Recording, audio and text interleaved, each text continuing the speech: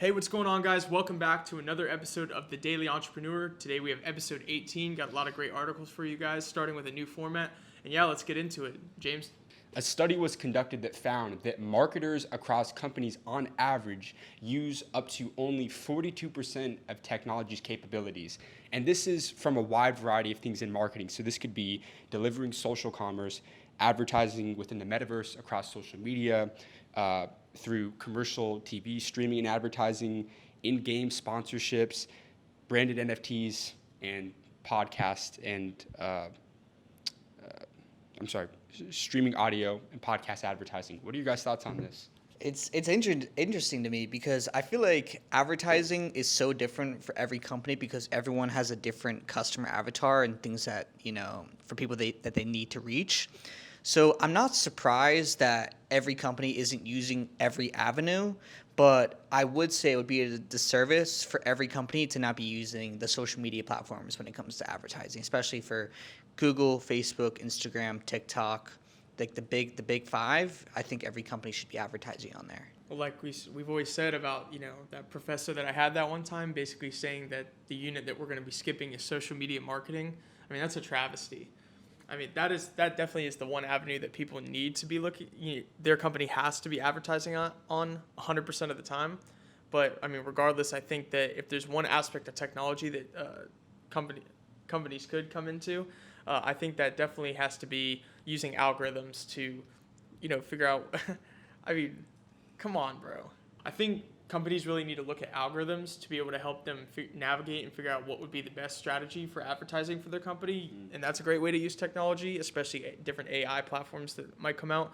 But other than that, I really think the only thing that is a for sure lock that people need to use, like Josh said, social media. So what does it mean by they're only using 42% of the capability? So essentially, the study kind of examined a wide variety of companies in different industries, and it kind of evaluated the potential that they were using as far as what marketing strategies that they were implementing. So you brought up a good point that depending on the type of company, they may not have to utilize all these different types of strategies, but it is very interesting because I think at the core of it, all companies should really look at their marketing budgets, see where they're putting their money, where they're getting results, but also a lot of these other untapped industries, whether are they on social media, are they doing website, are they doing SMS, email, text message marketing, like all these different, facets of marketing and advertising that I think that a lot of companies would be surprised that they're not tapping into these markets on different platforms. And I thought that was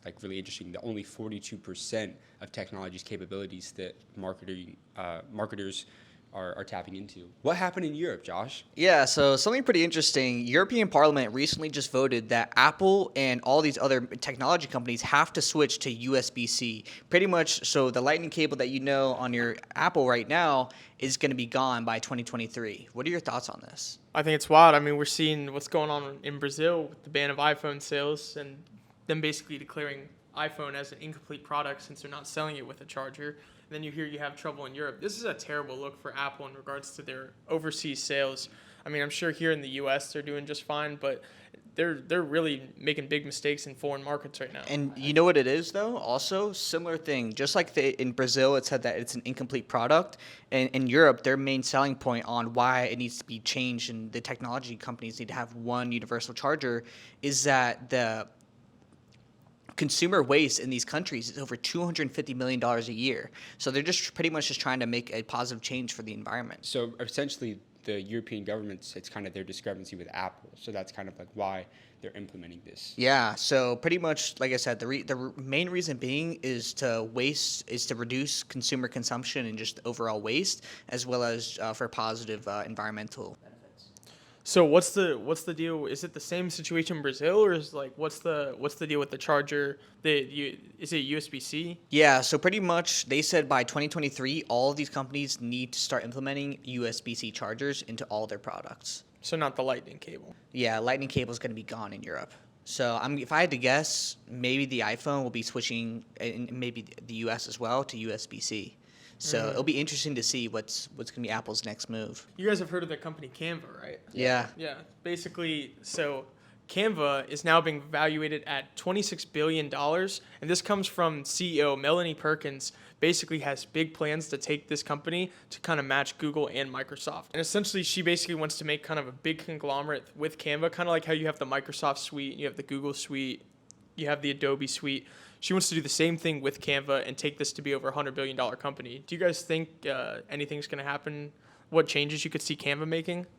I mean, I think Canva is a great app, and I understand why they are as big as they are today, but I'm just curious as to what exactly they're going to add, or whether it's a new product or like a sub-company under them that is going to bring them to that $100 billion valuation. Well, I think it's definitely possible. Again, like we've seen what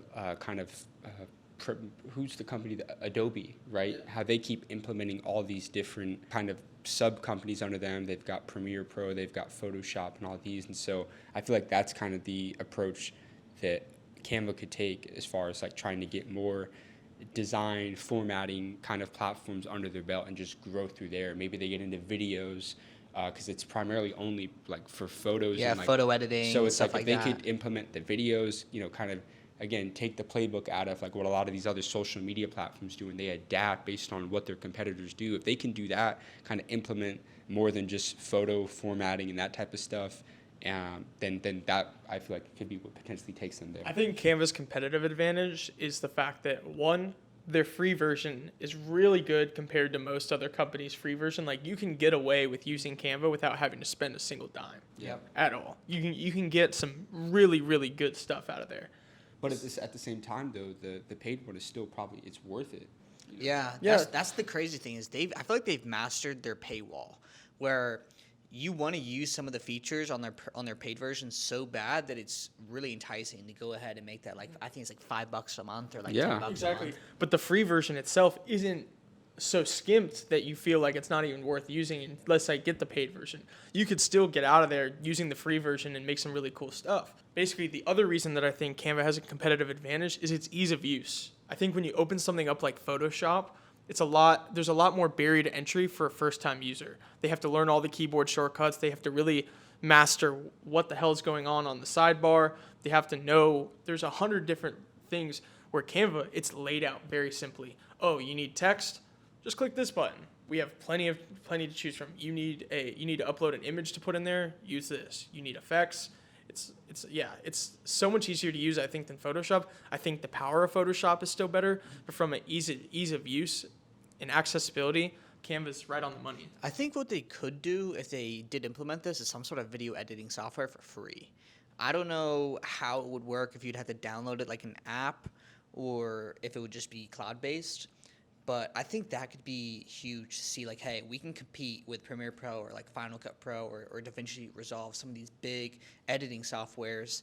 And if they can implement that into like an easy, it almost looks like it's as easy as iMovie, and they can implement it into Canva, I think that could be a whole another market that they could tap into.